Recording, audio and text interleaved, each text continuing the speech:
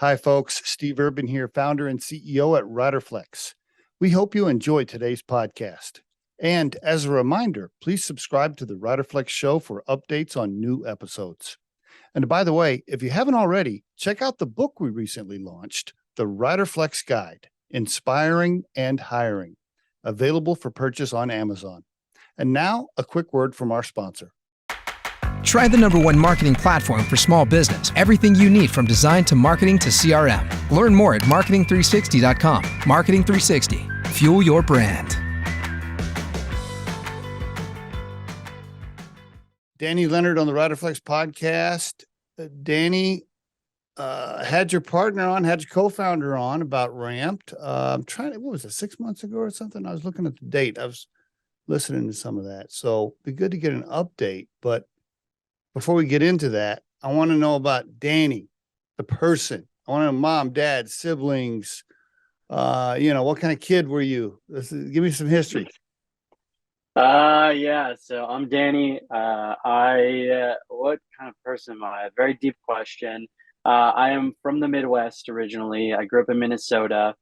I went to school at the University of Michigan and then moved to Chicago. So I assumed that my entire life would be in the Midwest. I am the oldest of three brothers, son of Beth and Todd, and now father of two boys, Teddy and Mayer, and husband of Ari. That is me in a nutshell. Awesome. Okay. And you were the oldest of three boys. What did mom and dad do?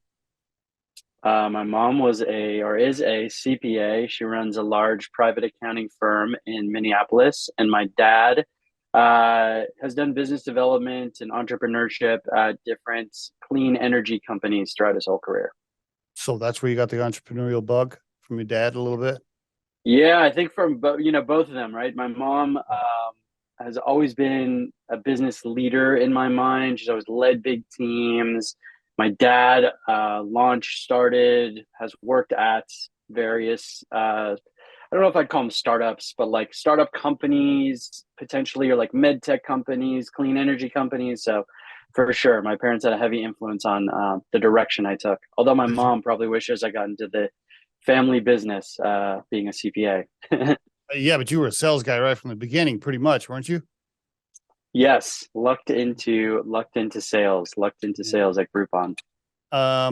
Does your mom's firm do the taxes or do the books for Ramped? We use a combo. So she does a little bit of them, but we go with someone else too. Our bookkeeper is someone else. But her firm does the tax accounting. It's like a combo. I don't know if I'd call it either one. They definitely help. Okay, very good. All right. That's nice to have her as a numbers expert, right? I'm sure. For sure. And both of them with their experience early on for you, I'm guessing, whether it was cap tables or operating agreements or, any of the bullshit that owners have to go through, insurance or whatever, being able to lean on them for their experience. Yeah, I'm guessing that was helpful. For sure. I mean, look, it's nice to have it's nice to have like key influencers or key influences in your life to steer you in the right direction. It just so happens that they were also in business and have always been in that field. So it's helpful when things are great and when things are tough to like bounce ideas off of either way. What kind of kid were you? Were you straight A's? Were you at the library every day? Were you a rebel?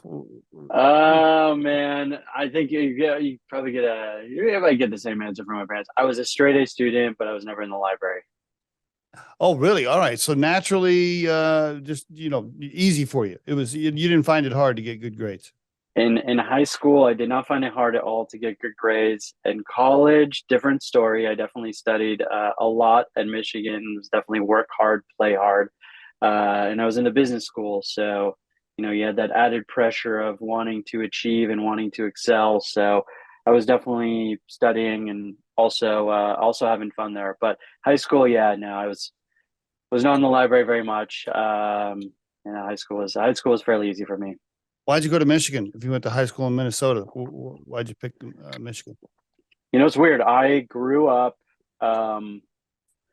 always rooting for Michigan. I think it was because of the Fab Five. So when Oh, I was a kid, I can look back at pictures of me and I would have like a Michigan jersey on or a Michigan t-shirt or Michigan hat.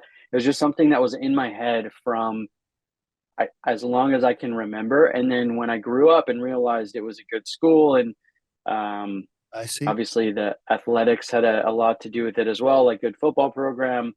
And I'm a huge sports fan, so it aligned with nearly everything. And I just applied and got in, and it was a no-brainer. Did you go to the football games? Yes, of course, of Was course. it was it was it Everyone, crazy? Oh, really? Oh, so you went to all, okay. Was it crazy fun, everyone. wasn't it? What an experience. I mean, the best. 100,000 plus fans, all in one stadium. I mean, there's nothing like it. There's nothing like it. The whole campus like goes the same direction to the game, so you're with just like every crazy fan. It's tons of fun. I wish my 4 years there, we had a few coaches that were great. The first 2 years were pretty great, and the last two were just really, really, really poor. So, um, Speaking of coaches, didn't you just have a change or what's going on with Harbaugh? I saw something in the news. he's back, baby. He's back. Oh, was He's he back. almost stolen away or something? I Almost didn't. stolen. It's his yearly pilgrimage to flirt with the NFL, and then he always comes back. He knows where home is. I mean, that's a pretty sweet job being the coach of Michigan, right? Yeah, yeah, You're it's a like pretty you're good like a one. you're like a god figure walking around. I mean, come on. Pretty good one. Pretty good one. I don't know if I would want it. I don't know if I don't know if I want to deal with the pressure of being a head football coach at a program like that. But he lives and breathes football. There's no one better for the role. Yeah, no doubt. So you're going to school. Did you know? I mean, you went to school for business. So did Hmm. you have the idea like I'm gonna be an entrepreneur, or you're like, I don't know, I'm just gonna get my business degree. We'll see what happens. Did you have a plan there? So yes and no. So when I went to school, I did always know I wanted to be in business. Okay. Now, I would be lying if I told you that when I was 17, 18, 19, I knew what that actually meant. Like I saw people in business and doing business, but doing business, what is that? It could be anything to anyone. So when I got into business school, there was a heavy push from both the business school and from folks around me to get the great job coming out of business school, which at the time was investment banker or consultant. And I graduated into the great financial crisis. Yeah, So you did. when I graduated, those jobs were either evaporated or looked on much differently than they were when I started school. So I was at a little bit of a loss coming out of business school.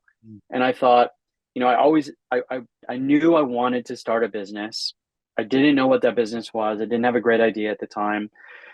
So I took some time off and I actually worked at a summer camp right after school Oh, and kind of like recharged, and then got out of that and thought that, or maybe tried to appease my parents by uh, telling them that I wanted to be a lawyer, taking the LSAT, and oh, you did. All right. that was miserable, miserable. One of the things that you just know in your body. I didn't know at the time, but like you just everything feels wrong and off about it. Yep. I hated it. And then a friend called me up and he was like, "Hey, I'm working at this cool company.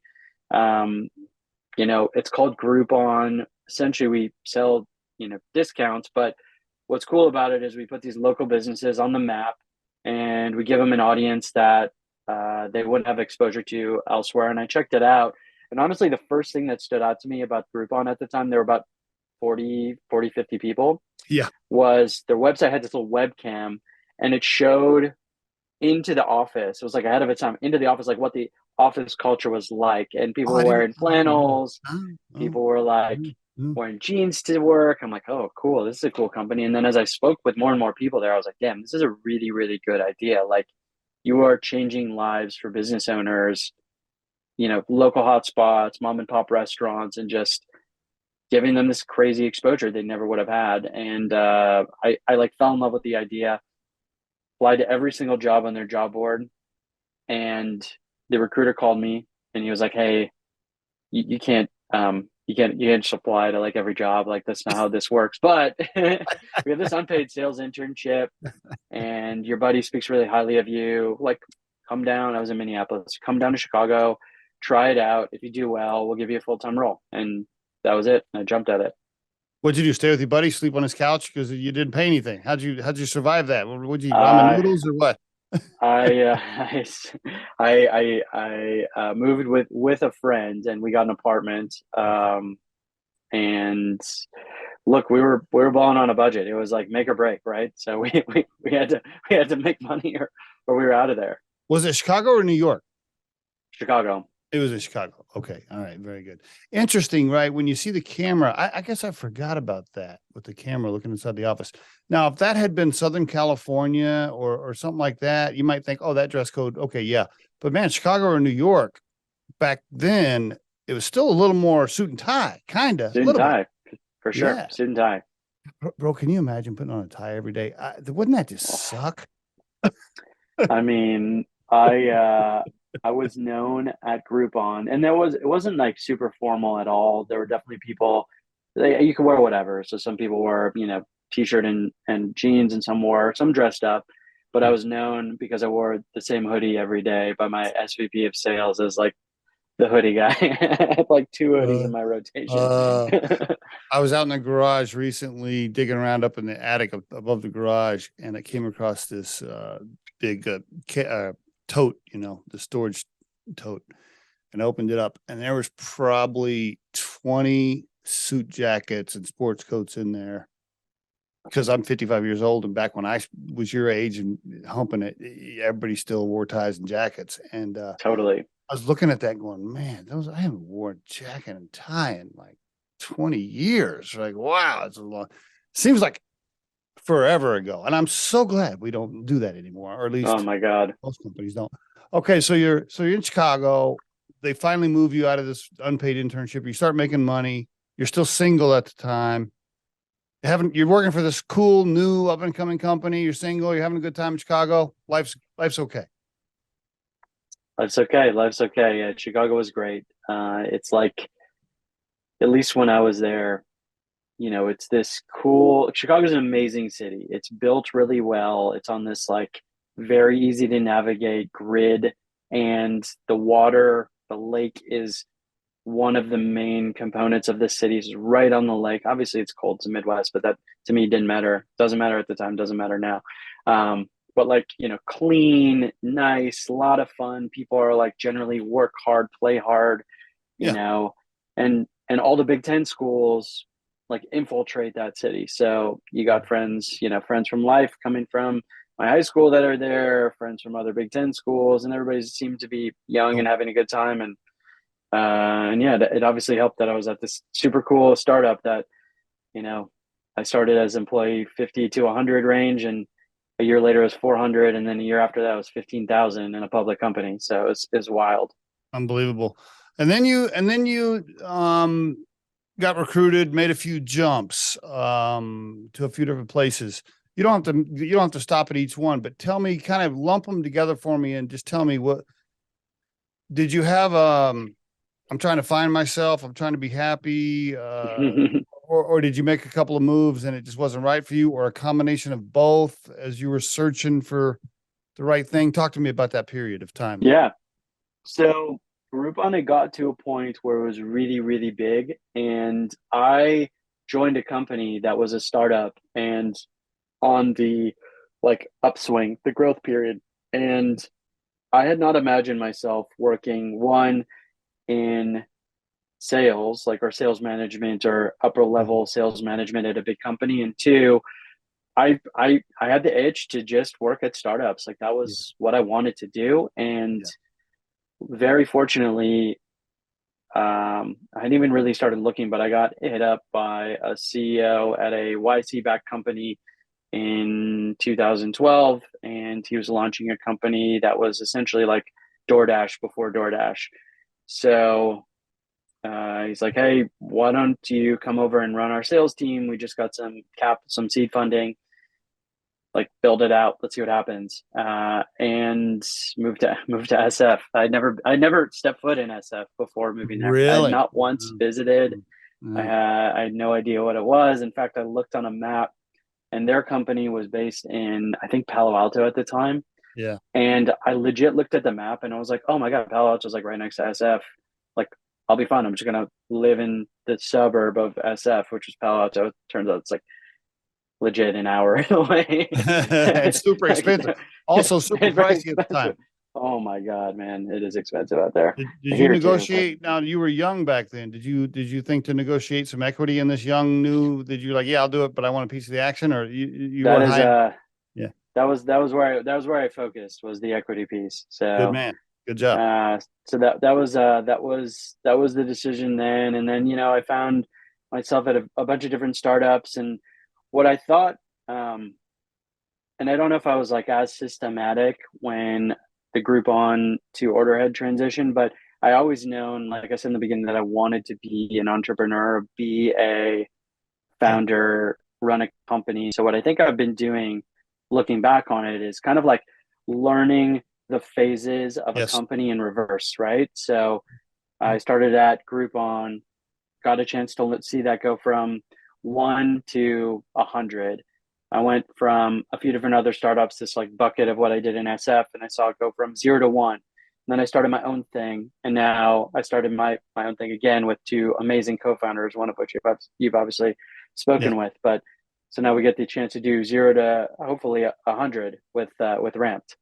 Yeah. You've had the entrepreneurial bug since the beginning, I think, for sure. What stage or what point in your timeline did you meet your wife? I met her in SF at that first job, not at, but during that first job in the small tech company. Okay. All right. Very good. How'd you meet her? Out of the downtown? You're at the bar one night. She's across the room, and you're like, I need to know her. A mutual friend actually introduced us, like casually, not to date, and Okay. we hit it off. Then we didn't, and then we hit it off again. All right. Very good. How long you been married? We have been married since 2017, so July 2017. Very good. 5 years. Holy cow! And two little boys. Two little boys. It's busy at your house then. It really is. And she runs her own business too. So we've got two jobs, or two companies, two boys under 3. So is she a founder in her company then? An owner? She is the owner of an interior design shop called Citron Home. So Wow. yeah. Okay. All right. Very good. Did she have her own gig going when you guys first met, or she started that along the way? She started along the way. She's actually started her business before I started either of mine. She went to school for design, and then she went to Cal, and then went to a Berkeley extension course to learn like specifically some interior design products and interior design software, and then just jumped out. She was working for a design, like an interior designer at the time, and then just jumped out on her own and hasn't looked back. I think she started in 2014 or 2015. It's like right after we met. Did that? That was an attraction probably for you guys, that you were both kind of entrepreneurs and had that mindset. I'm guessing that was a great connection. I don't know if that was like, it's funny you say that. Maybe looking back on it, it was. I think I was more attracted to the fact that she wasn't in tech and I was in SF in tech, where everybody is in tech. Like, the whole city revolves around tech. And I was like, in Chicago, you can work in tech and have friends outside of tech. In SF, you're just bombarded, for better or for worse. Great place to work, but everybody's in tech.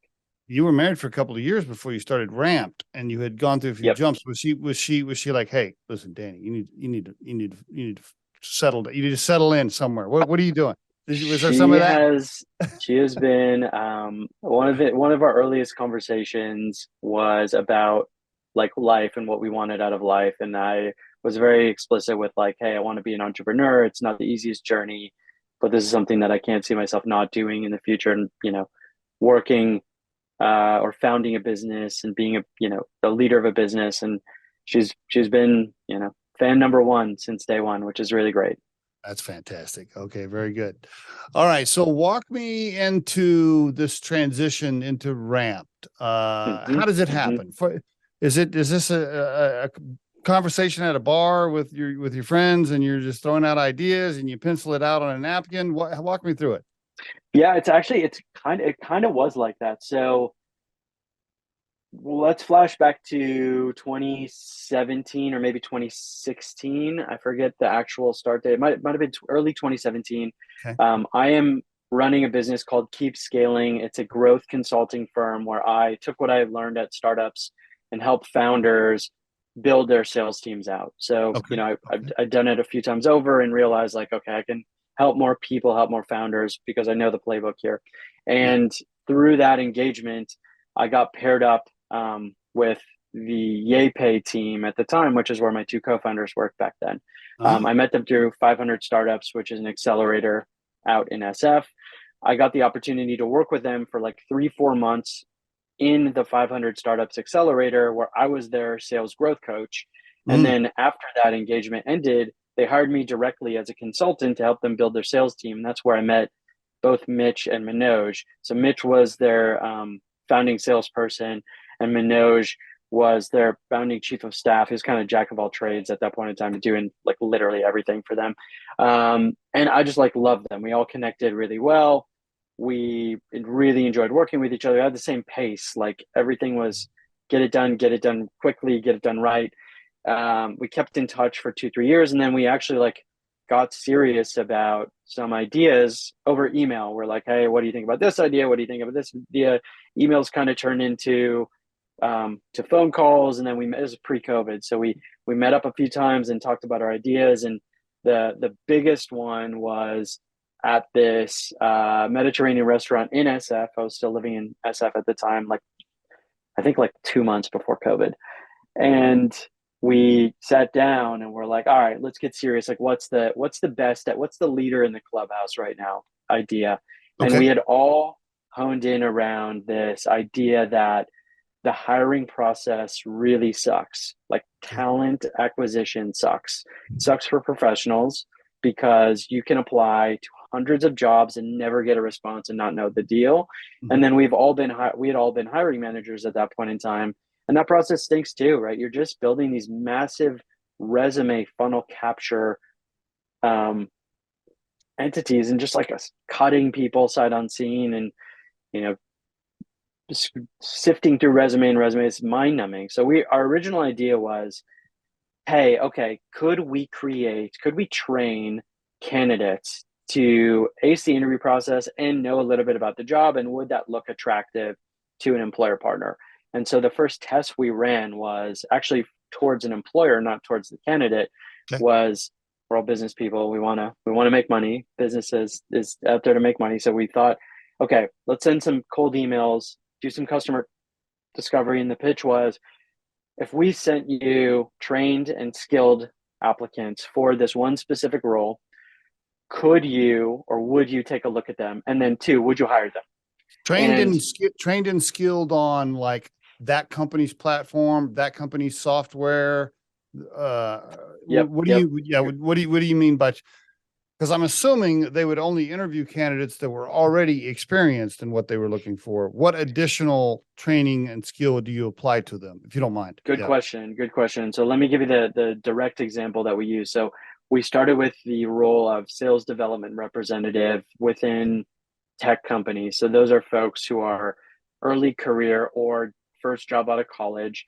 Their role is very specifically cold calling, prospecting, not closing the deal, but generating pipeline for the experienced closers. Yes. So we specifically said in like this outreach, hey, if we train them on cold calling, we train them on objection handling, and we train them on the basic tools that they would use, would you take a meeting with them? Would you interview them?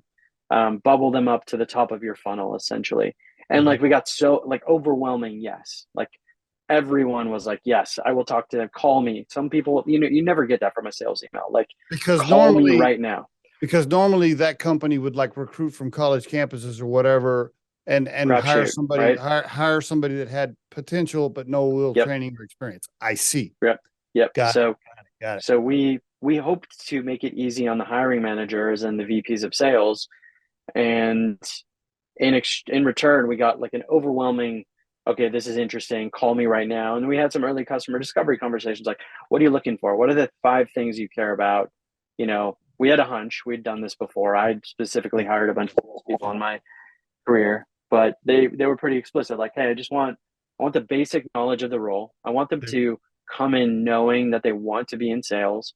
I want them to come in knowing that they want a career that is competitive, you know, on a team, in a environment like that. Obviously, they need to cold call, and then they should know the basic ins and outs of the tech stack. They should know what Salesforce is. They should know how to send an email cadence, an email sequence. So we developed training for that, and When the first few companies said, yes, we're interested, send us some people, were you like, oh fuck, okay, now we actually have to get yeah, dude, of course. We're like, oh shit, we gotta go find these folks. you're like high-fiving, like, holy shit, somebody got back to us. And then you're like, oh damn, now we actually have to get candidates ready.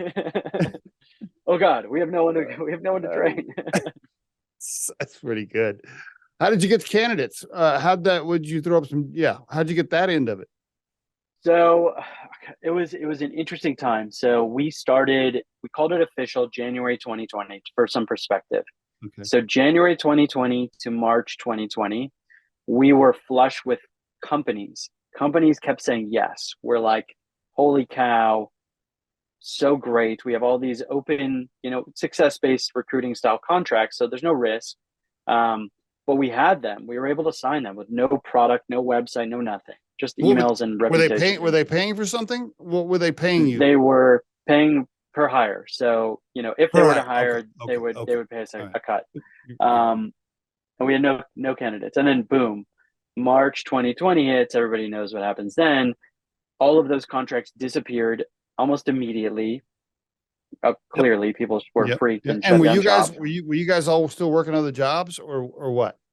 Yep. So I was still focused primarily on my my consulting business, and Mitch and Manoj had moved on from YayPay, but they were at other jobs as well.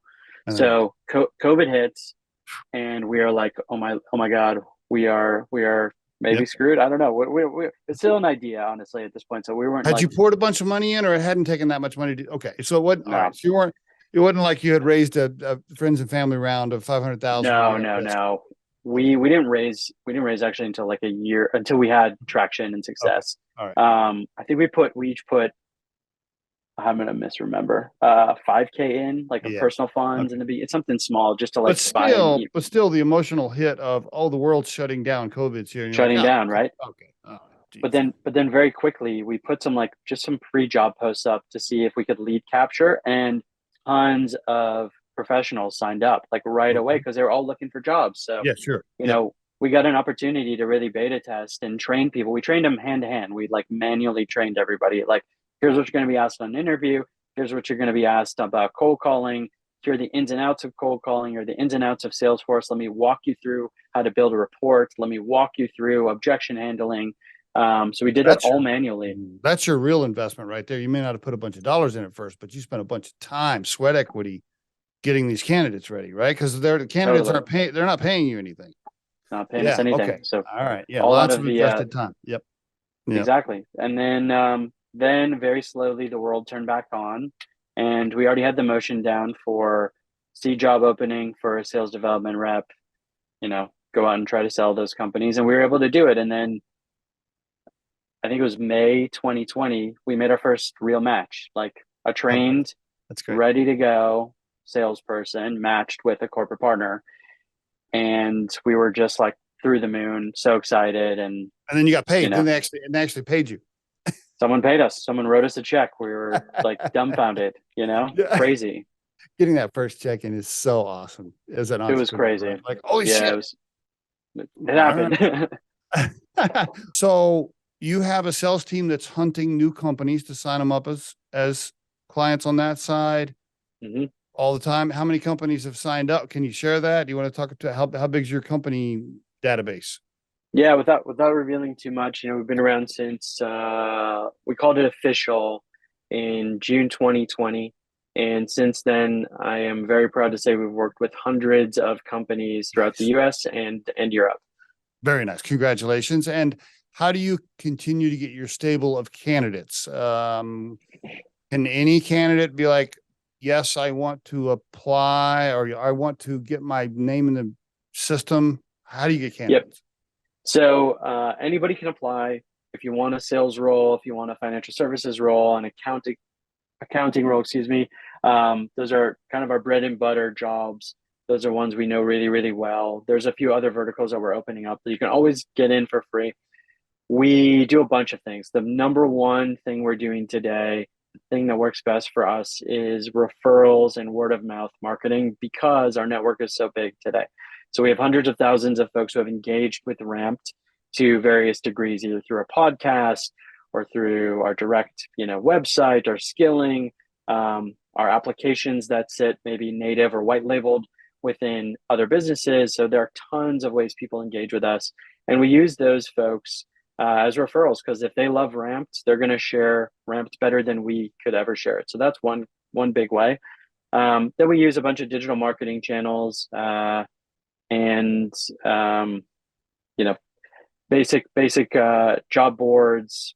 Anywhere where you'd see free content, free skilling, Okay. we'll likely be there. Why not like make a bunch of deals with colleges? Because aren't you that's a major part of your database is college students without specific skills. So why not just sign an agreement with Michigan or something? So colleges are definitely an area of opportunity for us. It's not like we're anti-colleges. We definitely have explored partnerships with colleges and signed partnerships with colleges. The key reason is we need to hit that student in that time where they're looking for a job and when they get a job. So that's really like senior year. And the other thing is colleges move very, very slowly. So I don't know if you know it, but the career services department at a school, their incentives are not necessarily to find other areas for the student to learn. It's, I think, either to present jobs or get folks jobs, I guess. But we have found them to be very slow moving. Not a bad thing. We hope to work with all of them in the future. But I think it's longer tail if somebody's looking for a job right now. Okay. Rampedcareers.com. That's where anybody listening, whether they're a company or a candidate, should go, correct? Do you guys have the podcast? You have your podcast, the Ramped podcast? The Ramp podcast is still up and running. We just wrapped season 3. Cool. We had an exceptional season. Some high flyers across talent orgs, investors, sales leaders. A very cool collection of voices this year. That's great. And then people can find it anywhere, I guess. I'm sure you're on all the platforms, et cetera. Is it on YouTube as well? Is it video? We are on YouTube as well. We are video and audio. Okay, very good. Excellent. I was going to ask you about colleges. Is AI, is Chat GPT going to shut down colleges? What's going to happen, Danny? What's going on? What do you It's crazy. It's crazy. So I was home for, I was home for Thanksgiving this year, home being Minnesota. And one of my buddies has a cousin who is 14, 15. She's in high school. And we asked her, are you using ChatGPT now for like all of your homework? And she straight up said, I don't know what that is. And I was shocked, because if it were me, I would just load that stuff in there and it would answer it. I have to imagine once the world formally all hears about it and adopts it, the answer is like, it has to be yes, right? Like, why would you go anywhere else?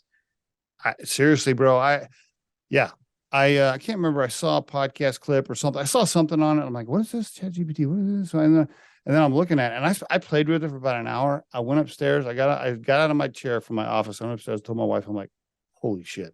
Like, have you seen this? Like, this is a game changer. Like, this changes everything. I mean, and my first thought, Danny, was like, what college kid wouldn't use this for all of their totally. I mean, why wouldn't you just load in the problem or load in the statement and just spit out a five page thesis statement or whatever? My wife went on our website. She went on the Riderflex website. She goes, I don't like the way my bio looks. She goes, I want a different bio. So what I did was I just pasted my bio into ChatGPT, and then I told it to blah blah blah, and it just spit me out a new bio within like 30 seconds. So crazy. It's so crazy. I think it's a complete game changer. Complete game changer. Is there any way that you guys work with recruiting firm? Like, how do you see us, like people like, all right, so Riderflex is a boutique recruiting firm, right? We're like a Yep. we're not like a $2.5 million firm. And we're a generalist. So we'll do the CEO searches. We also do the mass volume hiring, a little bit all over the place.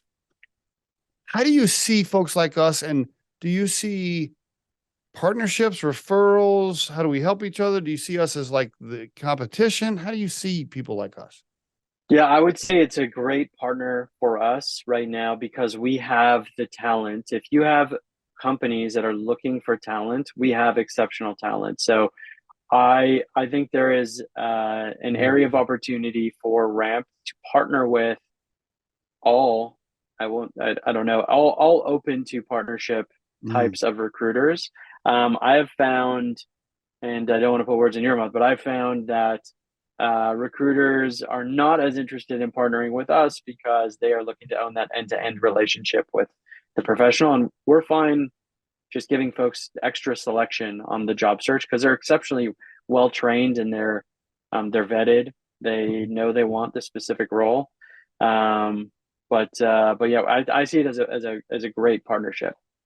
Isn't it interesting in our industry? I am blown away. And I was an operations executive and a COO and CEO before for consumer goods. And so I'm not a lifelong recruiter. And since I've started Riderflex, I'm blown away that more people don't want to have conversations to help each other. I've tried so many times. I've met with other firm owners and stuff in Denver and in Colorado. And I'm like, hey, man, let's talk. Let's have lunch. Let's do something together. Let's do something bigger. And they're all very closed off and like, oh, this is my thing. And we do it this way. And I don't want to. And I'm like, bro, like, come on, man, open your mind, expand your mind a little bit. Yeah, I mean, I agree with you. I think it's a natural partnership, right? It's all about, for us, it's all about democratizing access to jobs. If y'all have jobs we don't have access to, we are interested in partnering. Yeah, for sure. Okay, we're going to talk about that offline a little bit more. Yeah. What's the plan, Danny? You guys just having fun building it? Oh, first, let me ask this first. Have you raised a bunch of cash? I don't know if you want to share how much you've raised. And are you guys and your two co-founders, are you still in charge of the cap table? Talk to me about cash raising ownership structure right now.